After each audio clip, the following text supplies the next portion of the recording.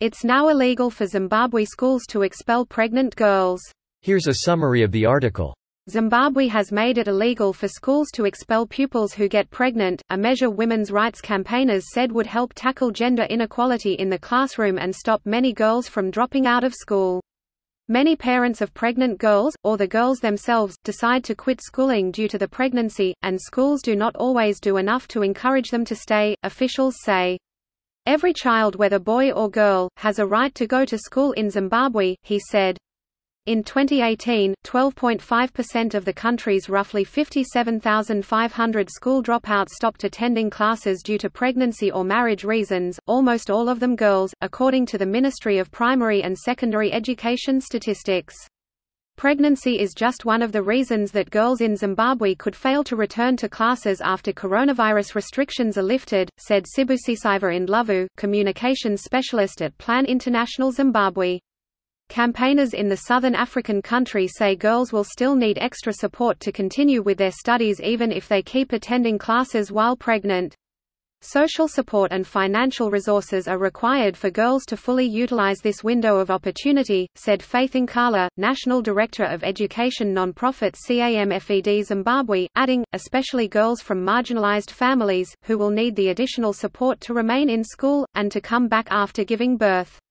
This post received a score of 75,000, with an upvote ratio of 94%. Here are the top comments in response to this article.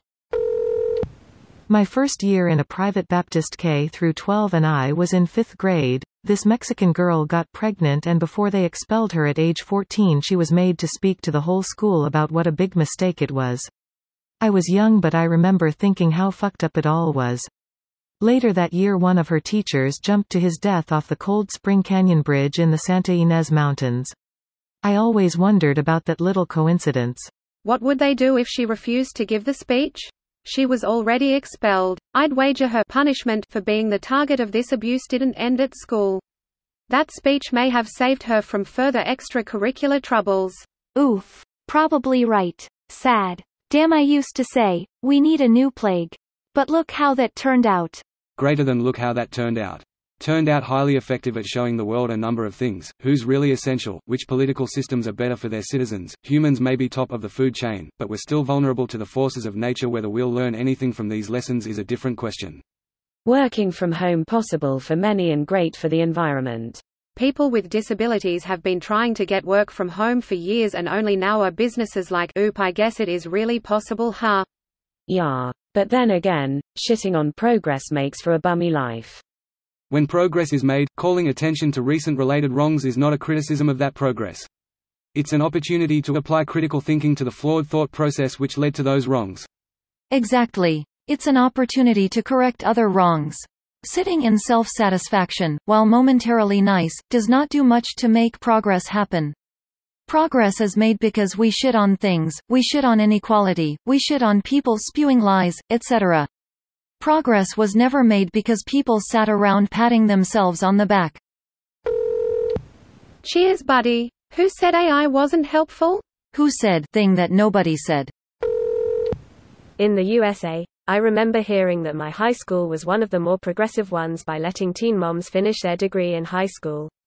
It helped that the school had a daycare for teachers which they extended to letting students use as well. In Orlando, Florida, most, if not all, high schools have daycares. We also have a teen mom-only high school so they eat lunch with their baby and take parenting classes. Some live there as well. Wow, I had no idea that Florida was decent to teen parents. I don't recall one at my school, but that was in the 90s in Broward. My wife went to a nearby school and her school had this. This video was automatically created by Reddit to speech. The article and comments in this video were selected from Reddit according to their upvotes, and any paraphrasing was performed by smmry.com, without any human intervention.